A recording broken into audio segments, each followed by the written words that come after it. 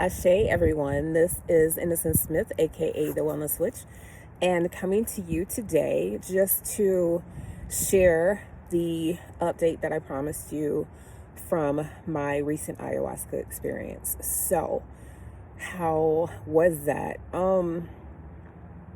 Yeah, it's not something that I truly feel like I can capture in any single video at all, because it's one of those things that the ayahuasca experience in and of itself, let me start here and say that as far as how everything went, I want to break this down for you guys, and I'm just going to share it in a way that feels most authentic and in a way that feels very organic and true to what my experience was. So, how did it even start? Well, so originally I knew that ayahuasca was something that I was called to do a couple of years ago. And for those of you who have not heard this, then I'm saying it. For those of you who have, just, you haven't heard it, whatever. So my call to journey with ayahuasca really started with a NDE. And for those of you who don't know, near-death experience,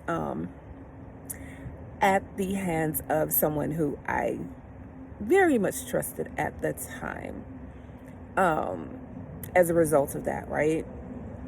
I was already kind of feeling the call to do it before that, but when that experience happened and the things that followed subsequently after, I really, really had a deep pull for it.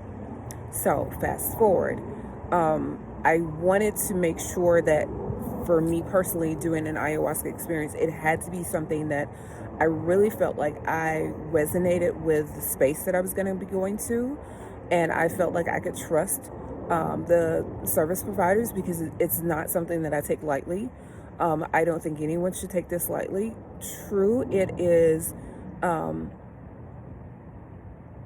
nature's medicine, right? But at the same time, it is something to be taken with reverence and with respect. And so for that reason, I really, really wanted to wait until I found a place that I just felt like called to me. And I looked at a couple of places, and yes, there's plenty of places out there, right, with the big names and big price tags and all of that. But I don't feel like our well-being is something that you can really put a price on when it comes down to it. So regardless of, what you pay for it in terms of dollars, right? Like if it doesn't resonate with you, then to me, it just doesn't make sense. And so I found a place. I'm not naming it just yet. But I did find a place. It was out of the country, obviously. And so I made preparations to go there. I researched it heavily before I went. And I had to prepare myself, body, mind, and spirit, for this journey, right? So what did that look like? Well, it looked a lot like I had to modify my diet, meaning, just my eating habits in general. And like that wasn't a stretch for me, but certain things I had to cut out, in particular that I was still already, having a bit of. So that, looks like excess salt, sugar, processed foods, any kind of processed foods, overly ripe fruits, dairy, right? Like that sort of thing. I had to focus on like meditation, like meditating even more, and, trying to get proper sleep. Yeah, there was just like a whole battery of things when it came down to stuff like that. I also had to limit and, be very, very mindful of what I was consuming. And so that looked like everything from the food that I was, consuming, to the types of just energies that I was taking in, period. So be that music, be it people that I was around, right? Like those energetic frequencies. Watching what I was actually watching, like all of that sort of stuff that some of you probably don't really think about. We take that on, we take that in. So all of that factored in. It was all a factor. Getting there, I started prepping as soon as I possibly could. They recommend a minimum of 30 days before you get ready to do an ayahuasca, ceremony, like your retreat, right? That you want to start prepping for that. So I did that. In addition to that, I just made sure that, I was going to have as little stress as possible getting there. So I planned everything out as much as I possibly could in advance. I set things up. Even when it came down to packing, like I was very mindful of what I was packing and what I was taking. Now, your girl, I took some crystals that mean a lot to me, right? That have deep symbolic meaning to me.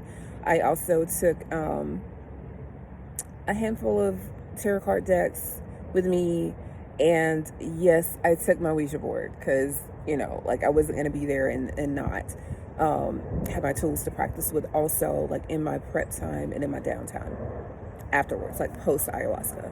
And I say that because I did an 18-day ayahuasca retreat, which was intense.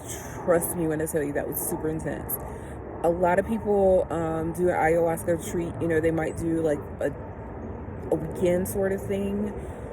It's possible to do it anywhere from like a day, I'd say a day, to the, all the way up to like an 18-day ceremony sort of thing. It's cold out here, you guys. Bear with me because I'm going to pop inside. Hold on. Okay, I'm back. So thank you for that. And before anyone tries to come for me, understand, as I said, I was trying to give you a different energy, a different atmosphere, but it is super chill outside today, and I'm just not with it. Not to be sitting, directly in the wind. No, thank you. So anyway, back to what I was saying. As far as the ayahuasca retreat went, I chose to do, again, an 18-day ceremony retreat. And what that looked like was, it wasn't as if we were doing ayahuasca ceremonies like every single day, but with an 18-day retreat, it looked like 10 ceremonies. And I'll explain just a bit, and I'm being very general, you guys, because again, I'm sure, everyone does it their own way, right? Like, not everyone does it the same. The place that I went to actually was in Colombia, the country. I had so many people being like Colombia, South Carolina. I was like, no. Anyway, but yeah, so as I told you guys, I prepped beforehand. I prepped physically, I prepped spiritually, I prepped mentally, I prepped emotionally, right? I prepped as much as I possibly could in all the ways that I could. In addition to that, the ceremonies themselves, it looked like, we spent a little bit of time just introducing ourselves to one another when we all, came together, right, at the retreat space.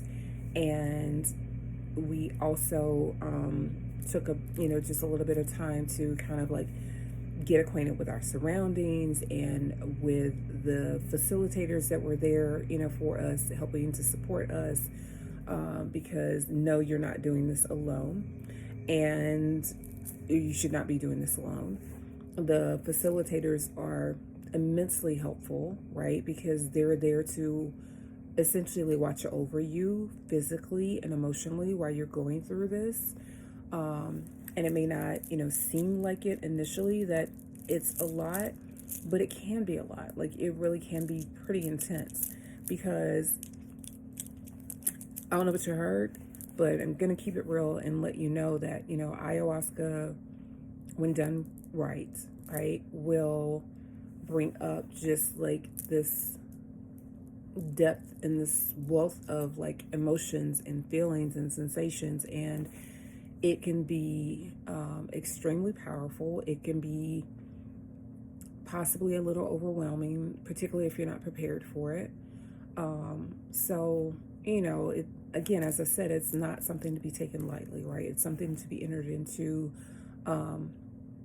reverently, meaning, like with your full permission, and like don't half-ass it, right? Like, if you're gonna do it, know what you're doing, understand who you're agreeing to work with, what kind of energies, what kind of spirits you may, be encountering. Like it's really important to be prepped. That being said, also, it's super important to trust the people that, you are going to be giving authority, right, to like watch over you while you are in this very, very vulnerable state, because essentially that's what it's doing. Like ayahuasca is putting you in a very vulnerable state. Yeah, and you don't want to take anything, imbibe in anything, right, that can do that to you without having a high level of trust for those that are going to be around you. Okay, so I really hope that I'm stressing that enough that you guys get that, how important that is. Okay, so yeah, so like I said, my retreat looked like, actually it was like 3 different retreats that were just like stacked to make an 18-day retreat. Out of that 18-day retreat, we did 10 different ceremonies. Unfortunately, I ended up encountering a couple of people that, had the flu. Who knew?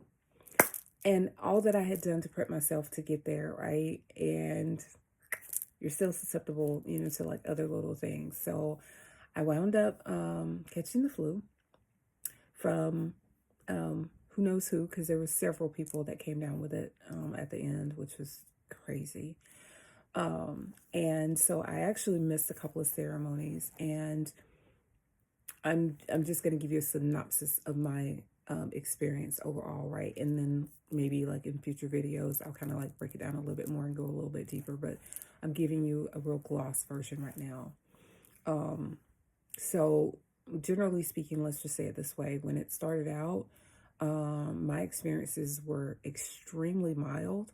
I really didn't have a strong connection in the beginning. But again, I wasn't super worried because I knew I was doing an 18-day retreat, right? So I was like, I've got plenty of time. I say 10 ceremonies, but with the 10 ceremonies, the way our ceremonies looked, it was like this. It was broken down into, you didn't just have like one ceremony and then you were done for the day or for the night. It wasn't like that. It was broken up into, you would be given doses. So like you'd be given a dose, and again, I'm glossing, right? So I'm not telling you all the things that happened, because I told you about, us coming together, and we also had like group support circles. So we did like word circle and that sort of thing, which was super, super important to this as well. But as far as the actual ceremony itself, after, the preparations had been done and everything was done, right, leading up to the point of us actually taking the ayahuasca in and of itself, during the ceremony, when we took it, that part of the ceremony was broken down. So you'd get your portion, and then you'd have to wait. And while you waited, you had an option to, sit by the fire, or you could lie down, or, sit up, but you were instructed to try to remain as still as possible, and just kind of like let the medicine do its thing, and not to overthink it, not to stress or anything like that, but just essentially it was kind of like take it and forget about it, was how we were instructed to do it, which is a lot easier said than done. You think you can do it, it's like, oh, that sounds so simple, but in the doing of it, right, like it's so not that. It's very different. So anyway, you take it, you try to forget about it, and you just chill. Personally, the first couple of ceremonies after like my first dose of ayahuasca, because we had an opportunity to take it 2 to 3 times, right, during one ceremony. But after like the first dose of it, the first couple of times I fell asleep. I fell asleep. But most of the time I was still awoken not long after, because ayahuasca will and should make you purge. And if you don't know what I mean when I say purge, look it up, please. I'm not gonna gross anybody out here, but let's just say, and you can purge any number of ways. Generally speaking, top purging, right? Vomiting. Okay. And then also there's the fun option of, well, it's not an option because like your body's going to do what it's going to do with the medicine, but you can top purge, or you can bottom purge, or you can top and bottom purge at the same time. Yeah, like it's just going. It's going to come up and out. So that being said, and you just never know where it's coming from or when it's going to come. So you really want to be prepared for that. For anyone who has not prepared you and told you that, I'm telling you, be prepared for that. I was not above donning. It depends. The adult diapers, because hey, just saying, right? But you really want to try to prepare yourself as much as you can. Your body's going to do its own thing. So like you may get cold, regardless of where you are. A couple of times I sat out by the fire, just to kind of have that connection. But then I really wanted to feel safe and wanted to be safe. So I made sure that if I went by the fire, didn't stay there very long, I, kind of quickly laid down. I just didn't want to be out of control of my body and ended up like falling out of the chair or something. You know what I mean? Like falling to the ground. So I was like, I'd rather already be on my mat, as opposed to a fall. That just was not appealing to me.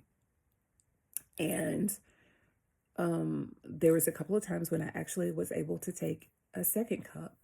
But a couple of times, throughout all of this, right, I took a first cup, and it wasn't until it was time to take the second cup, until it was offered, and then my purge would come.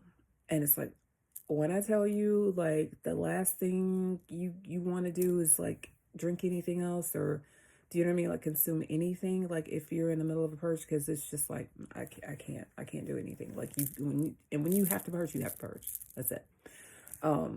So that being said, yeah, I had to do that. So a couple of times I was able to take the second dose. I was never able to take a third. Just, it didn't happen for me. And about halfway through our ceremonies, actually, not any one ceremony, but about halfway through this journey, I had kind of become a bit agitated during, like our group circle, our share, because I just did, like, even though it's best to try not to have any expectations, but it's also very difficult not to have any expectations, particularly when you've been waiting to do this thing for however long, I'll say, right? Like everybody's different. So maybe for you, you haven't been waiting 2+ years, 3 years to do it, but I had. Also, it's an investment. It's an investment of your resources, your time, your energy, your money, right? Like your emotions. And so many things. And when you do this, you're doing it for your own reasons. I won't, at this time, like get into what my reasons were, but I took it for my own reasons. And so it was like, oh my gosh, like, am I ever going to connect? Pardon me, like really have a true and deep connection.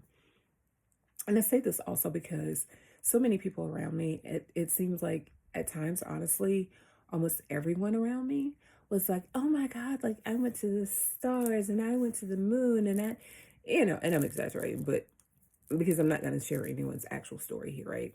Like, this is my thing. But yeah, there was a lot of, these awesome connections that other people were having, and they were telling about, all the things that happened and things they were seeing and whatever. And I was just like, okay. And when it became my turn to share, they're like, well, Innocence, how was it? And I'm like,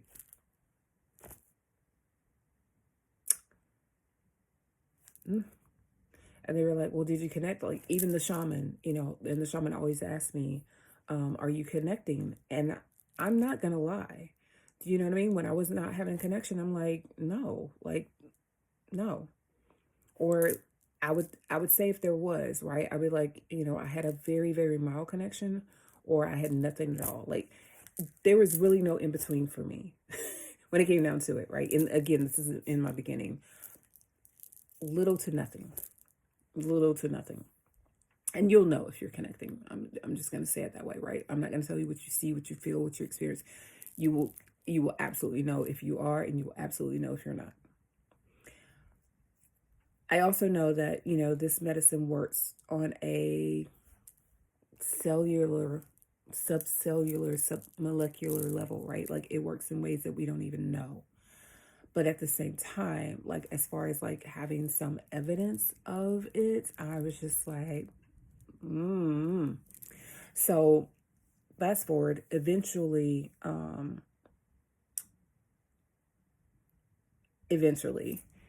the council agreed to up my dose, right? And they were like, well, Innocence, and this was particularly after I had missed a couple of ceremonies because of the flu. So then I was really frustrated, right? I was like, I'm not going to say I was pissed, but I was like super frustrated. And that was one of the biggest reasons, was because I was getting down to my last few ceremonies because I missed 2 or 3 because of the flu. So it was just like, oh my gosh, like, is this ever going to happen? Right? Okay, now you're with me. So then that's when they decided to up my dose and was like, well, Innocence, I'll tell you what. So like when you get ready to go up next time, for your ceremony, right? We're going to let the shaman know to like double your dose. And I was like, wait, what? That's the thing. Like, that's the thing. That's been a thing. And I didn't know. And yeah, so apparently that was the thing. And again, I can't say with everyone because I don't know, and I'm not speaking for anyone else. Just saying my particular experience with my ceremony, with my shaman, with whatever, right? My story. It was allowed. It was the thing. And yeah, then it was like, okay, well, we're going to give her a double dose instead of a portion. Like we're going to double her initial portion. Oh yeah, so before that, this is what happened. Like it got back to me that I had refused to take more than one dose. And I was like, what? No. So what had happened was I took my first dose a couple of times, as I shared with you guys, right? I was like, so I'm giving you the stories I gave. I was like, so what had happened was a few times I took one dose. By the time the second dose came around, I was either too sick because I was purging by then, or I was asleep, so I missed the offering and I didn't get a second dose. Didn't refuse it. There's a difference. So yeah, long story short, it was like, okay, so we're just gonna, increase your dose, right? Like you can take a double dose up front so that you don't have to wait 2.5 hours into the ceremony when the second dose is offered to say, I'm going to take it, or I'm not going to take it, or, are you awake kind of thing, or, are you too sick? Whatever, like, right? So that was the thing. And I was like, it would have been nice to know that that was an option earlier. Like it really would have.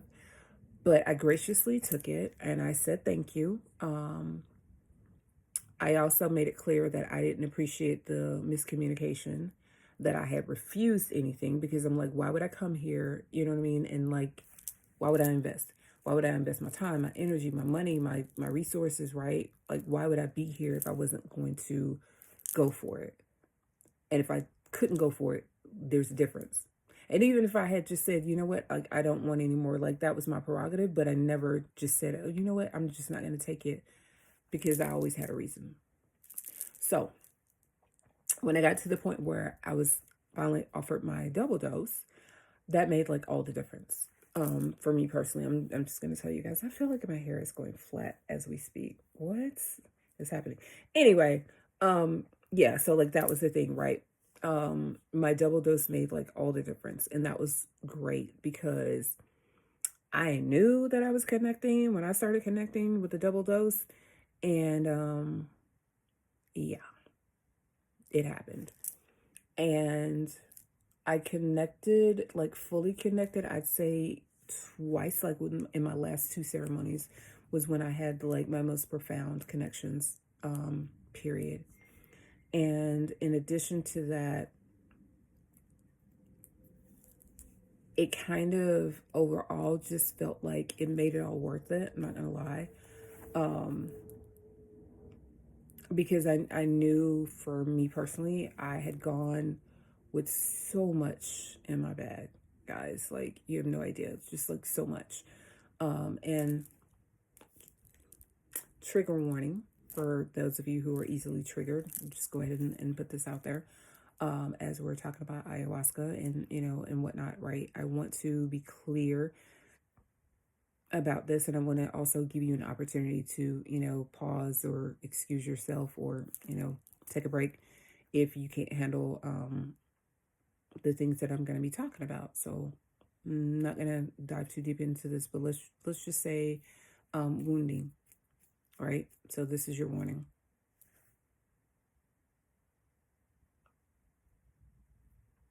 All right.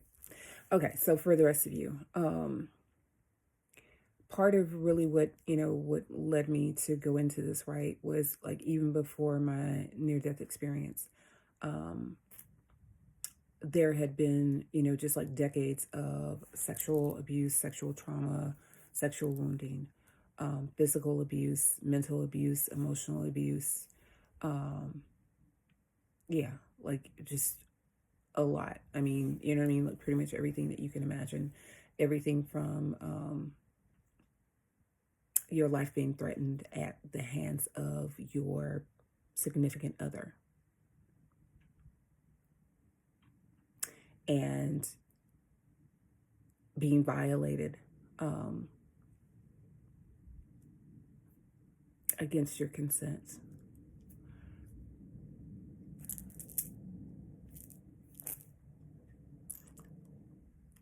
From people that you trusted, and some that you even loved, right? I'm talking about significant others and their friends and family that they decided to pass you off to because it was whatever it was for them. Yeah, there was that, and at the hands of your own, family and whatnot. So when I tell you, I did not lightly, just go tripping off into ayahuasca. Unlike, some people that came that was kind of like, yeah, like nothing really significant has ever happened in my life. And I had a, I had a pretty great, life and childhood. And like, I haven't had any trauma. It's not something I would have done without all the baggage that led me to come there. Like, I just would not. And this was after years, and I mean years of digging and years of, personal excavation and therapy and, you know what I mean, just like doing the work.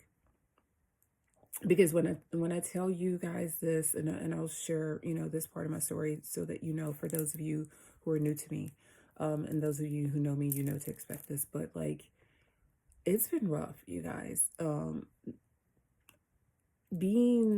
don't care who you are, right? Like your title does not, it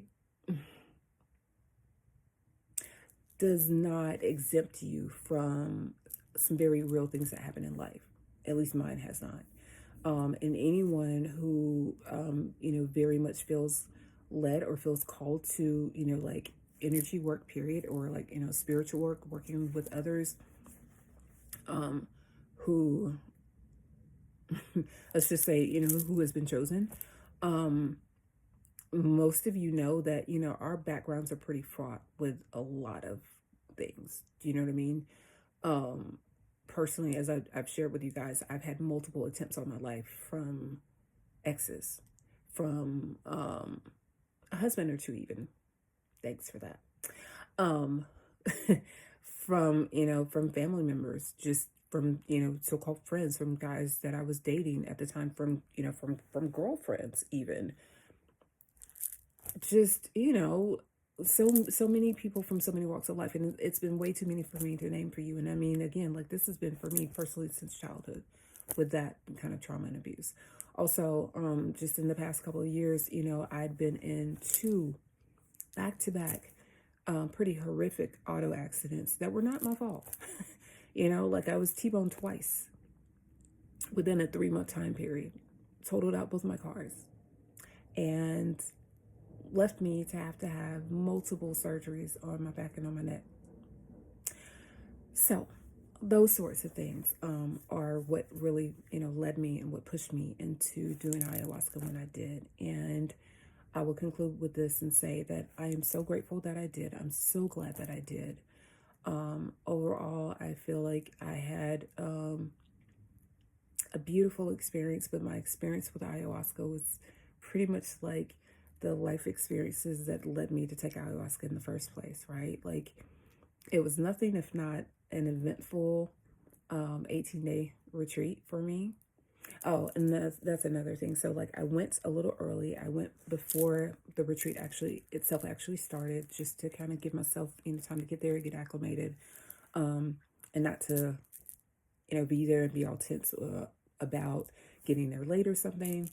And then I stayed for about a week or so post retreat, just to give myself some time to just kind of process everything that I've been going through since the retreat ended. And then I have returned back home. It's been less than a week since I've been back now. So the integration is still going on and will continue. I don't know for how long. I can't tell you that. I can only tell you this from what I know and what I understand from everything that I've heard and was told, like by the shamans and whatnot and the powers that be, is that ayahuasca is like the gift that keeps on giving, right? So it's something that will stay with me for quite a while. Again, I can't tell you exactly how long, but at least for, some weeks, if not months, if not years, the medicine will continue to do its work. And it's not like when you're all done with the retreat or with your ayahuasca experiences, whether you call it a retreat or not, but it's not like when you're done with that, right? That it's like, okay, I'm done. Like I did the medicine. Let me just go, whatever, right? Like I did to do, let me just go to go. It doesn't work like that. It unfolds. It unfolds however it unfolds. The medicine chooses how it works with you. And as I said, I had some very, very deep-seated stuff, right? I feel like the medicine actually was like very gentle with me, and it did not just like hammer me right away, right? Like in coming, it was, it took its own time. It worked with me in its own time frame, and it's still continuing to work with me. I've had some very intensive downloads since finishing my retreat experience. Super grateful that I was, able to take off for about a month, and do this sabbatical and to be able to do this. And I also would like to really thank my community. Thank you guys so much for your patience and your grace and for understanding me slowly and intentionally coming back into my energy work. I am still, at least for a few days, technically on sabbatical. And although, I'll probably come back in here and do a few community readings for you guys, I'm going to remain on hiatus until I'm not. I feel like though that's looking like until around the end of this month. I don't know. I truly don't know. I don't want to give you a time frame right now because it's something for me that's still processing and it's still unfolding. And one thing that was really confirmed for me is that I'm moving in a very different timeline these days, meaning there's some things to just get clear on for me personally in my personal life and for the business. And so with that, with that, a lot of things are going to be very different soon. I'm not saying what yet. I'm just not, other than to expect that she, dropping the and, but to expect that She Witchy Wellnez is moving at its own pace and with its own flow and rhythm, and that I very much understand that this is a ministry and a movement, and I am taking it as such. I'm not worried about, what it's called. I'm not worried about calling it a school or anything like that, because I don't feel like it's a school or an academy. But definitely that it's a ministry, and that, for one thing, I'm like being very intentional about setting up our temple space. That's the only thing I'm going to say, that when it comes down to it, that, it's definitely something that physically I want to make happen. But in addition to that, know that our ministry work and the temple space, right, and the temple work is something that's going to be so much more than just physical. So, yeah, thanks for listening to all of that. And until next time, I wish you nothing but peace, love, and blessings. Thank you for listening to me and my share.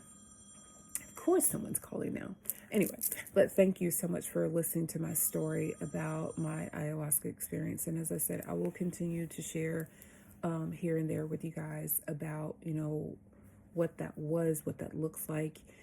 For anyone who might have like questions or concerns when it comes down to ayahuasca, like if you're interested in a consultation, I would be more than honored to, set that up for you. Just reach out to me. My information is in the description box. And until next time, I thank you so much. I wish you nothing but peace, love, and blessings. Ashe.